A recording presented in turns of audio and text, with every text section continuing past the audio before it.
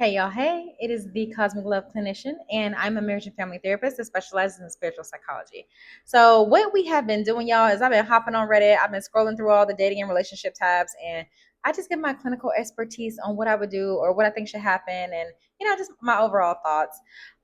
What I will say is I'm starting my own segment, so I'm getting people to call in to, talk to me about your own love life and what's going on. If you would like real advice from a real therapist, I am here for y'all. So if you're interested, please hop down in the comments, let me know, or you could just DM me on Instagram because I have my Instagram linked as well in the description box. But yes, so what I do, y'all, I just get on here and I just pick random stuff. So whatever title stands out, I usually don't read them ahead of time. I just see whatever looks good and we talk about it. So, okay, let's see what we have. So right now I am on the Reddit dating tab. So I usually hop between like the Am I the A-hole, the relationships tab, and the dating tab. I normally hop between those three. So right now, let's see what we got. Make sure my mic is working. It is. Okay. All right. So one of the ones I see was 8 hours ago. This person said, "How do you balance the loneliness with you have to be happy before you meet your person?" They said in quotes. So this person said, "I feel like there's a lot of pressure put on the single people to be happy while single. You," and then she said, or she or he, I don't know if it's male or female. They said in quotes, "You won't find, you won't find anyone until you are happy and content with your life, or it'll happen when you least expect it." So they put those in quotes. "I am content and love my life in many ways, but I can't deny that there is a void that only a life partner or best friend can fill. How do you balance being content and happy while living with the reality of the unfilled void in your life? I want to be my best self so that I can attract an amazing partner." This is a great question. And that's why I clicked on this because the loneliness epidemic right now is really big, and a lot of people are feeling exactly like this. I will say, from social media alone, social media is a big reason why people feel so lonely because we get on there, we see all these couples and relationships, people dating and having a good time. And then honestly, I just actually said in a video the other day that I was like, I've been watching a lot of movies and TV and I just see so many love scenes. It's like every show seems like it's got to be some type of romantic interest involved. I'm just like, watching that kind of stuff does make us feel very sad. But you just let me know here. You said there is a void that only a life partner or best friend can fill. So that let me know that you are not secure. Despite you saying, "I am content and love my life in many ways," that can be true. However, you saying that this void can only be filled by a person lets me know that you are in a place of, of dependency because you are depending on this other person to make your life better. So when you said in the title, you said, "How do you balance loneliness where you have to be happy before you meet your person?" So that whole "you have to be happy" part is what we're striving for. We're striving for wholeness. We're striving for that when we meet somebody new, they're just an addition to our wonderful life.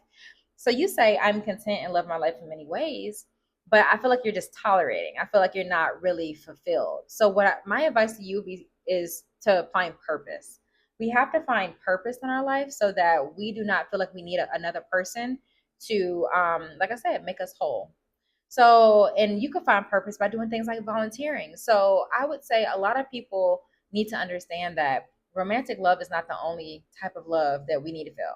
So there are so many types of love. There's like friendship love and family love. You can go and volunteer and make a difference in somebody's life. That is what makes life feel purposeful and full. So I get what you're saying. Trust me, I do. I feel you so deep on this. I get what you're saying about, you feel like you need this person to fill a void. But I want you to be so busy loving life and out and doing things. And, any time that you get, instead of just, and that's another thing. I would ask you what you're doing in your life because you might just be like not so busy in some areas. So I would say do more things, like join more clubs, go out more often, get in nature. Don't just sit around because the more you sit around, the lonelier it feels, right? But if you're out doing something, you will never feel lonely.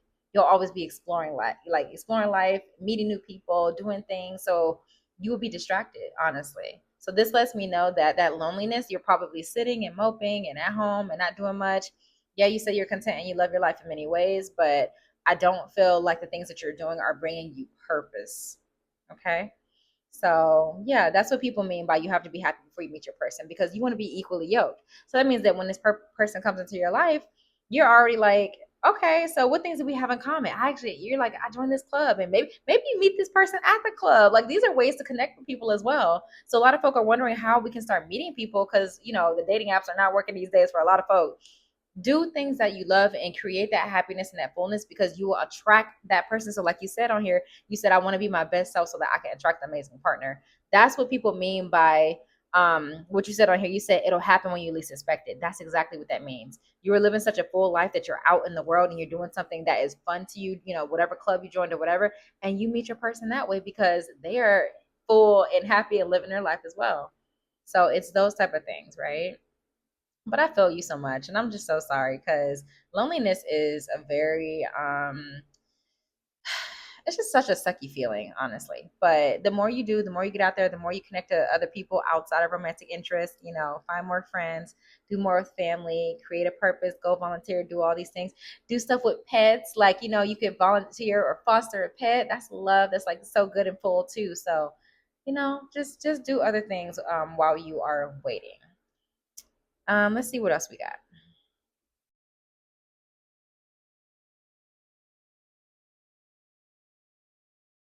Okay, this one says a person commented like 7 hours ago, and this was like an interesting topic. So they said choosing myself and hating it.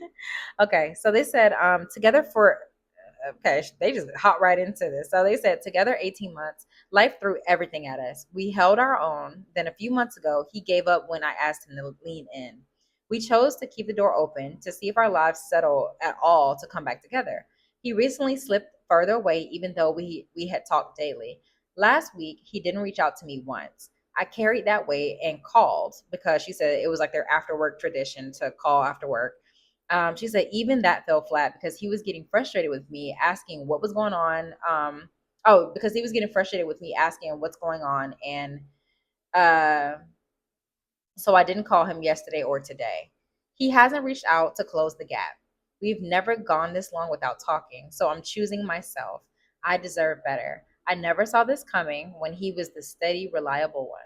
I'm stuck between wanting to call and see if he's okay and never wanting to talk to him again. Why is choosing to stand up for yourself so damn lonely? Oh, we got another loneliness epidemic here.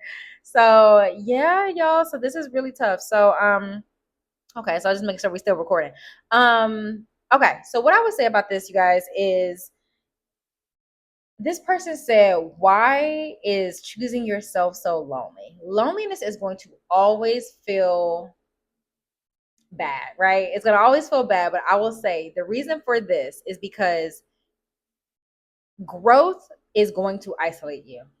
I am so proud of this person because they chose themselves. They have self respect. They are understanding their value and their worth. They're choosing not to chase anyone because they have self respect. So I would just say that, like I said, growth will always isolate you. You are growing into this person of knowing your value and knowing that you deserve more.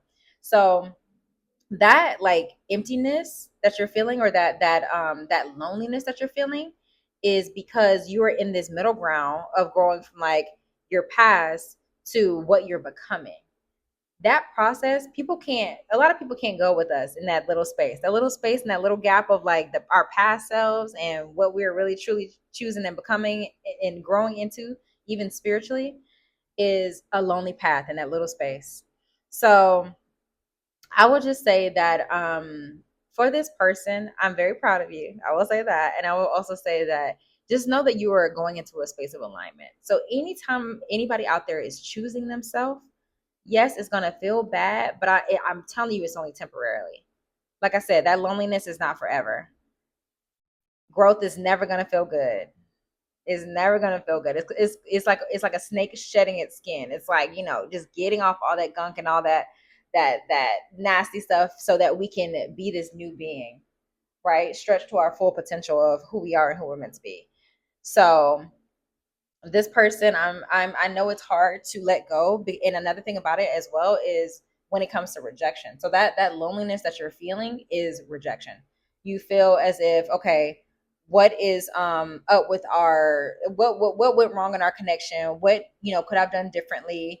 Um, you know, like, why did he choose to ghost me? Because that's exactly what he did. I know this person didn't say that here, but that's exactly what they did. He ghosted her.